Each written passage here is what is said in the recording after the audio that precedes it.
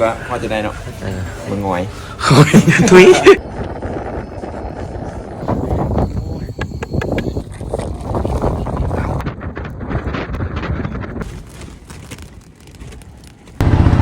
เจอที่บ้านเขาอีกนะพี่นะ สบายดีวันนี้เฮาสเปทัวร์แข่งขมวน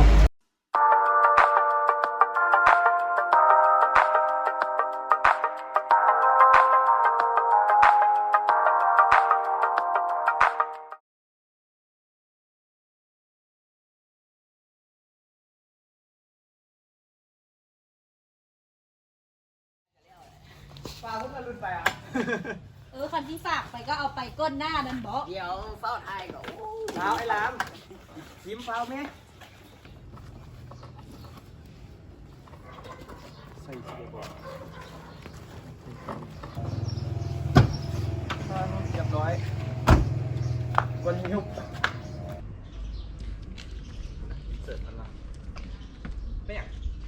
อันนั้นนะเขาแปะย่างไปผ่าใดนะไอ้เต้ตอนเขาเก็บท้องนะ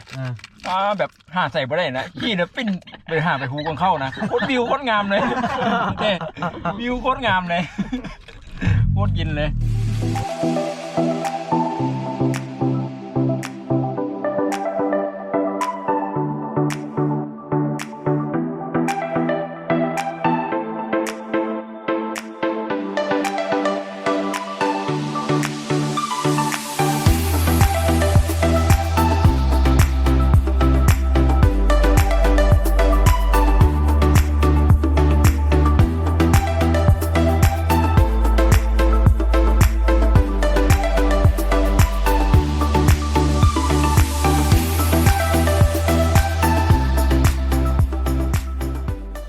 หลังจากขับรถมาหลายชั่วโมงแล้วเขาก็ตามหาลาบในตำนานเห็นหน้าคิมเลยอยากกินลาบมาตามหาลาบกันวะแต่บ่เห็นแต่พวกหน้าลาบหน้าคือลาบลาบ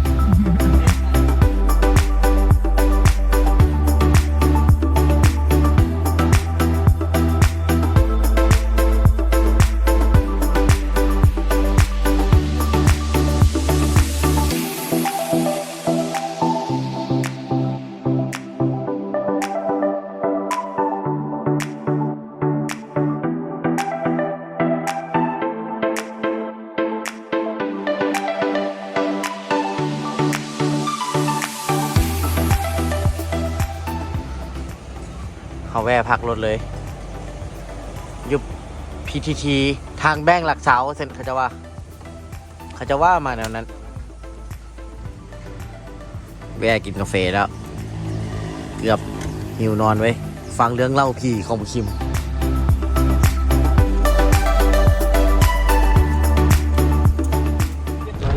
ขอฟังกันพุทธแตกเลยขอบมันบังอ่ะตอนนี้ทีมงานเอาเครื่องหมดเลยพวกประมาณไก่รักษามาหน่อยหนึ่งตีรถแตกโอ้เวบวิวข้างหลังเขาดินเครื่องนี่นะบ้างหรือว่าที่เอาเครื่องเข้าไหนดีวะมาเบิ่งฝูงมองอุดมการณ์น้ำกันนะสีหน้ากำลังงงมุนกันมาเจอที่บ้านเขาอีกนะพี่นะ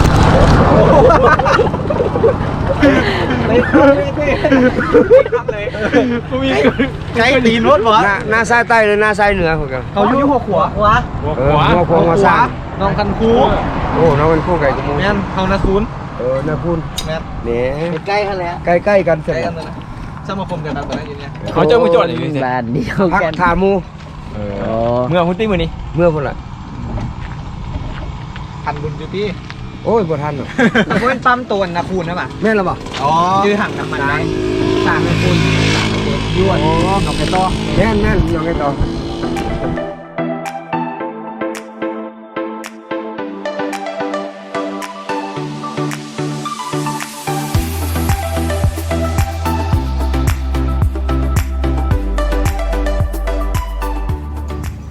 ทีมงานเรามาฮอตคำว่าแล้วท่าแขกแล้วก็จอดเข้าห้องน้ำอยู่ปั๊ม PTT Station ทีมงานคนหนึ่งเนาะกดขี่กดมาได้3-4 กิโลแล้วเนาะ บอกบ้านมีจอดข้างทางกระปุกหยอบปตทรถเดียว เท่านั้น เรียกบ้านขนาดนะบ้านอื่นขี้บอกบ้านอื่นขี้บอกขี้ปตท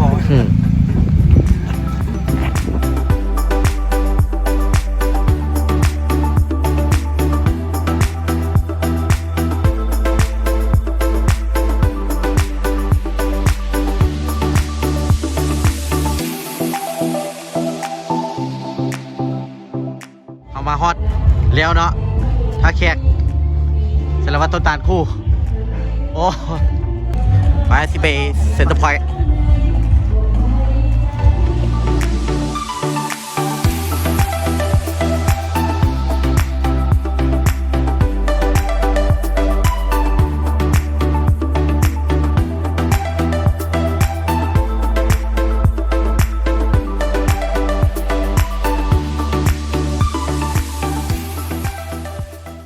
ตอนนี้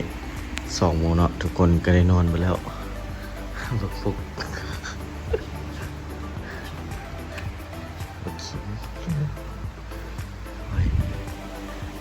อีกเดินแล้ว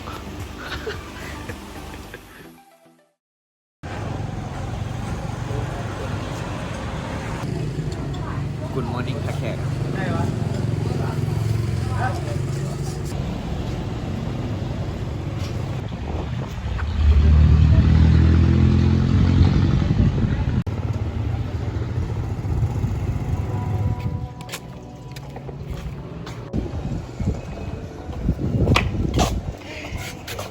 หลังจากเรากินข้าวเช้าแล้วเนาะเรากำลังจะเดินทางออกไปเมืองมหาไซเนาะเพื่อไปดองน้ำใส ต้องจัดเครื่องให้มันเป็นระเบียบเนาะเพื่อว่ามันจะได้ประหยัดเนื้อที่แล้วก็เซฟพื้นที่ สนับสนุนเลยห้านคำล่าการยิบก็อยากได้คิด เตรียมตัวออกเดินทาง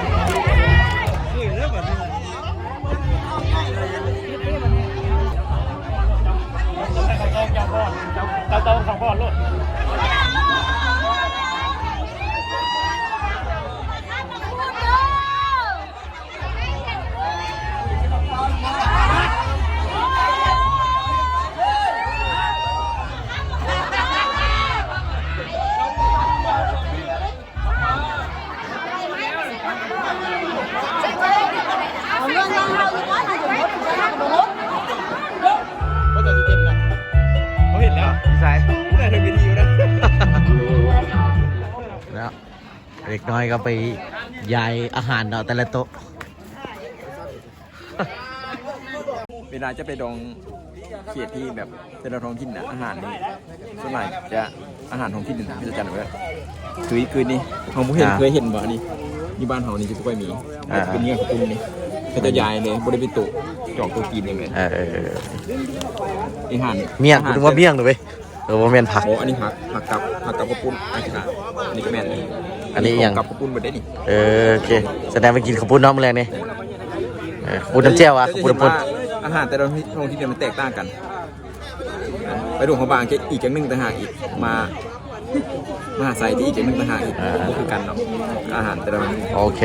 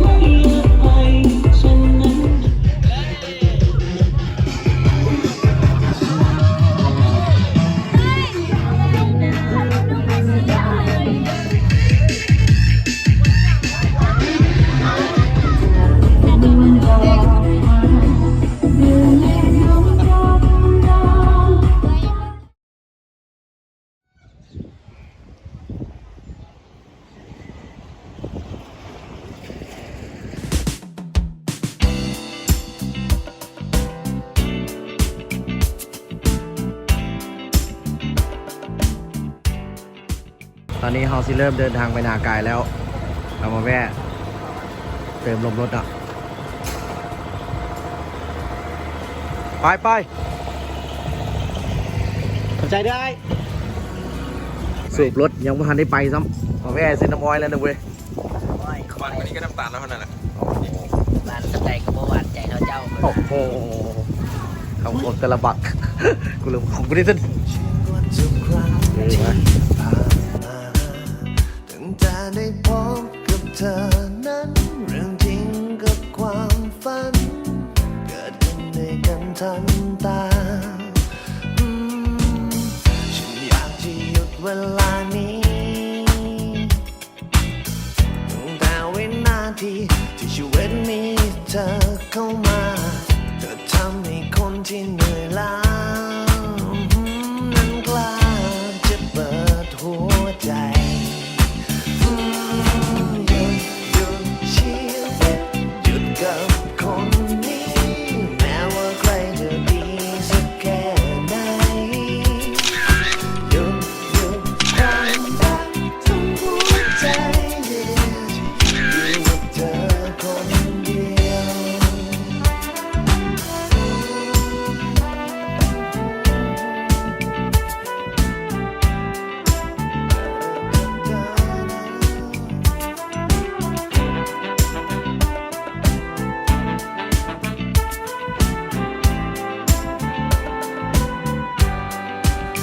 ฉันนั้นรู้ทันที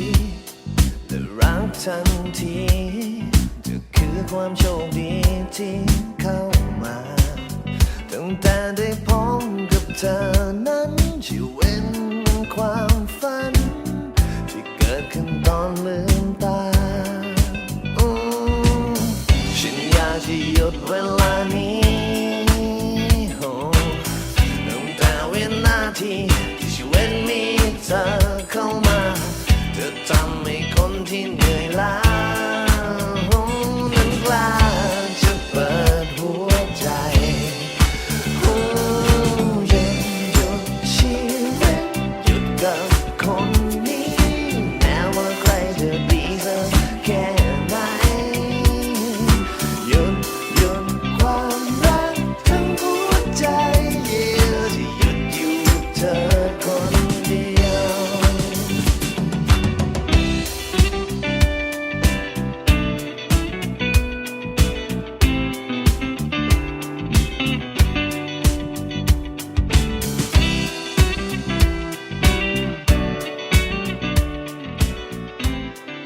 เขามาฮอนากายแล้ว ตอนนี้มากินเฟอร์เนาะยูฮานเฟอร์แม่คิมเนาะ สุดท้ายเฮาก็พอจะได้เนาะเบิ่งหงอย ทุย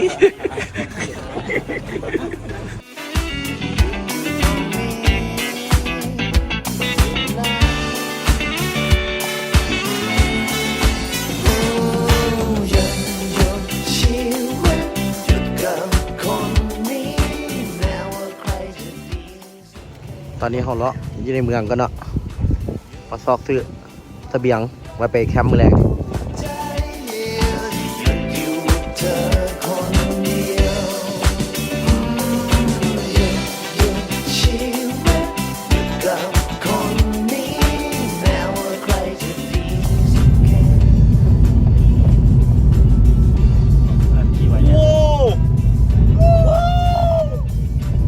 เอานำไปเต้ดอก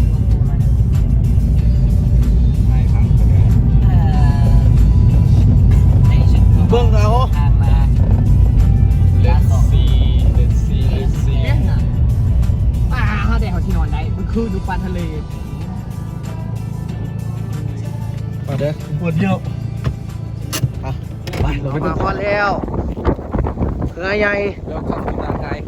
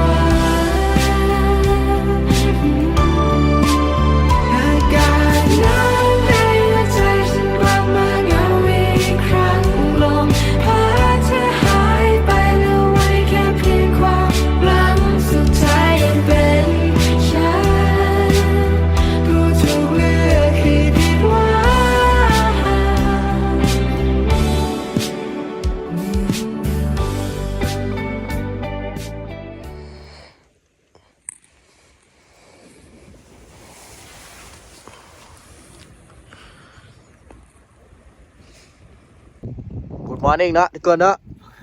พีเตอร์หากระตื่นเมื่อคืนนี้ดูบอลดึกเนาะแมนเชสเตอร์แต่นอสนะนิวคาสเซิลไปได้2-0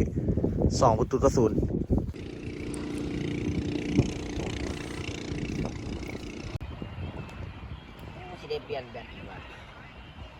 20%เปลี่ยนเพลงบูดเพลง1เหลือ1%เลยว้าหมดละไปเลยอ๋อดีกันบ่บ่ท้อขนาดต้นไม้เลยตัวไข่เลย โอเค thank you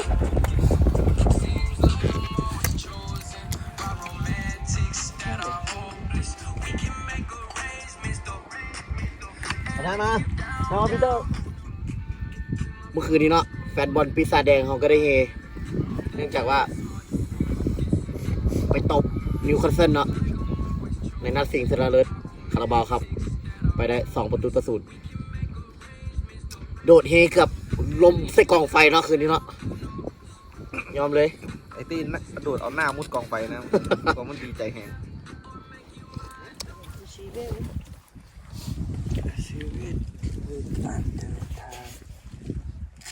โอ้เอาไปปล่อยเป็นไปป่าเลย ตอนนี้หลังจากตื่นนอนเนาะให้ได้ลุกขึ้นมากินกาแฟนี่นี่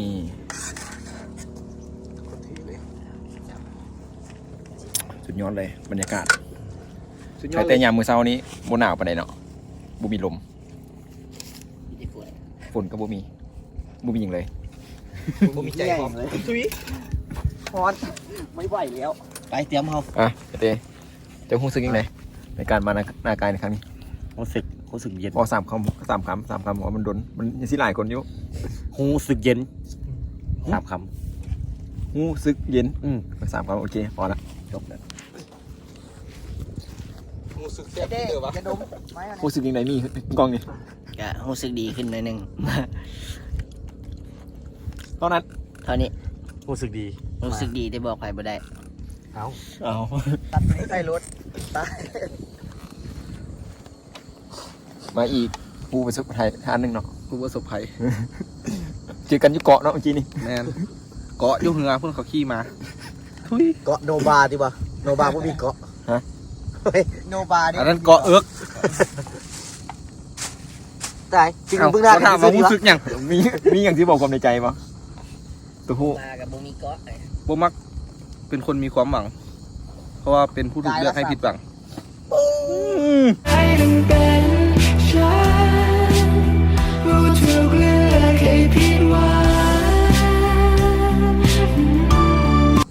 นี่แนวแนวแน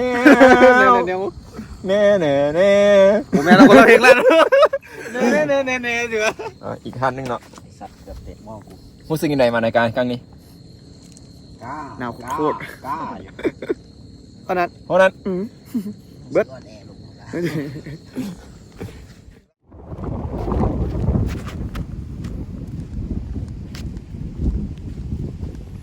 ขอชิพาไปเบื้องทางหนึ่งกันเลยว่าเป็นอะไรทางขึ้นทางไหน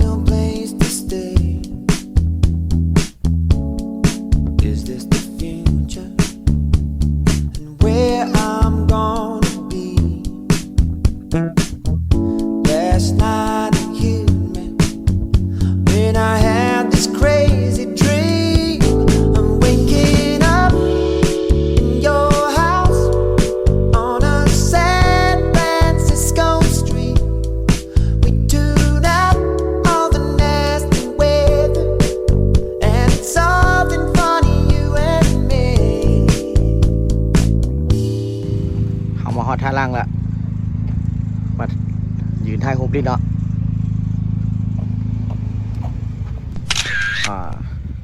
งามๆเลยจ้ะ You were intriguing, just looking at a magazine. Like when I first saw you back in 2003. Then you walked over and said you don't have to be alone. I don't have a crystal ball. There's no way that I could have known. I've been waking up in your house on a San Francisco street. We tuned out all the nasty weather, and it's something funny, you and me. Waking up in your house on a San Francisco street. We tuned out all the nasty weather, and it's something funny, you and me.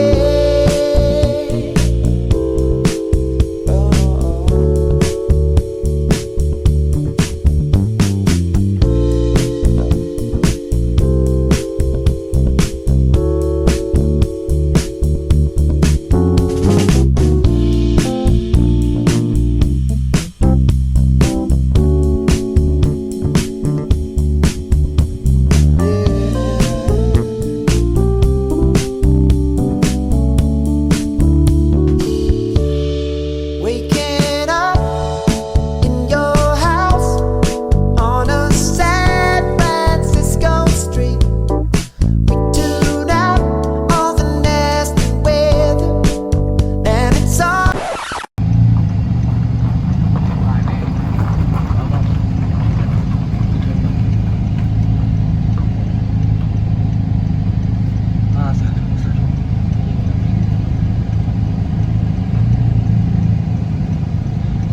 อีกไง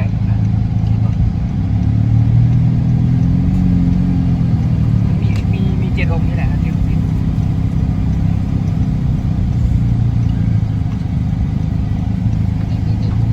จังหวัดนี้ดิบนี่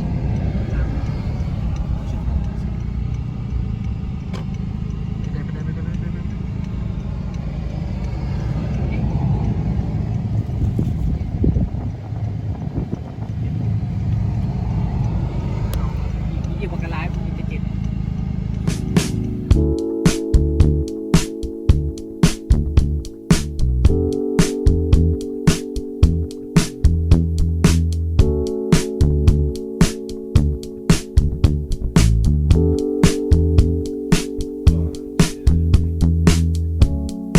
Lost on the freeway. This must be LA. Tired and lonely, with no real place to stay. Is this the future? And where I'm gonna be? Last night it hit me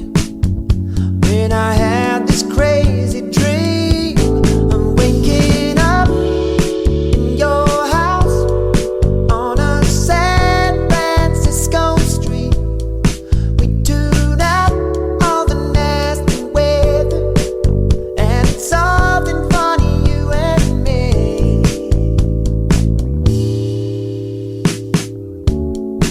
You were intriguing,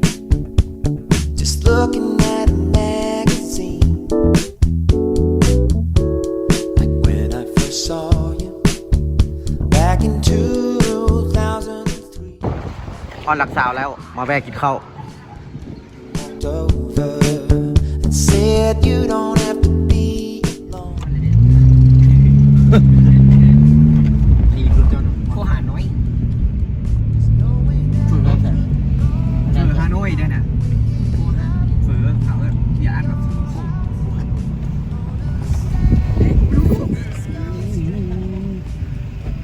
มาฮอดจุดพักรถอยู่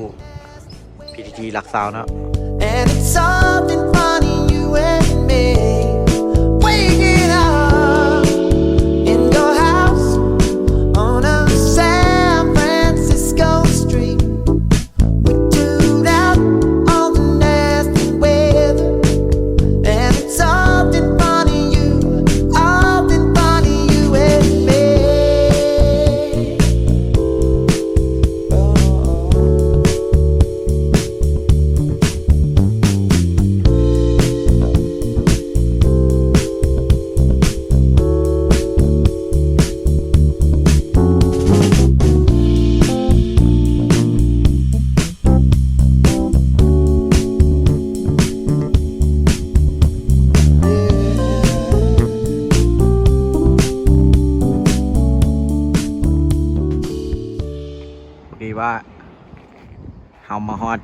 จุดชมวิวภูผาม่านแล้วเนาะเร่งขึ้นมาหลาย10 กิโลเติบไปเบิ่งจุดชมวิวว้าวเสียจุดชมวิวภูผาม่าน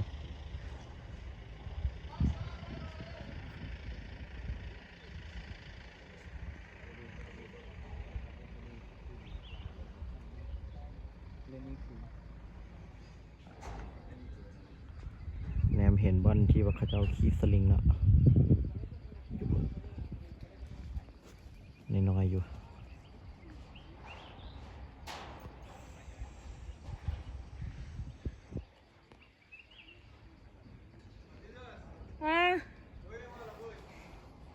ไปถึงเวลาเดินทางต่อแล้วครับ We get